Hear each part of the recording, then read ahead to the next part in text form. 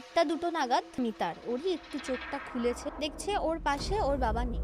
তো এবার ওটা দেখে না ও একটু ভয় পেয়ে গেছে, আমাকে ডাকছে, বাবাকে কোথাও পাচ্ছি না, বাবা ঘরে নেই।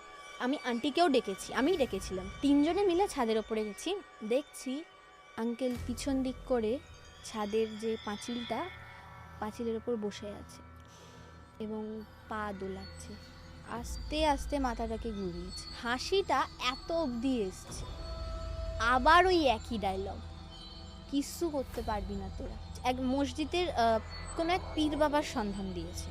তো যখন মসজিদের সামনে নেমেছে, আঙ্কেলকে ধরে রাখা যাচ্ছে না, কোনো মতে নিয়ে যাওয়া হয়েছে। ওখানে একটা ঘর ছিল, ওই ঘরে আঙ্কেলকে ঢোকানো হয়েছে এবং ওখানেই পীর বাবা ছিলেন। 1-1.5 ঘন্টা পর দরজা খোলা হলো যথারীতি। তো বলছে তোমার হাজব্যান্ডকে মূলত একটা খারাপ এন্টিটি, কোনো বদ জিন ধরেছিল, এসেছিল ওই হোটেলের ওই রুমটা থেকেই।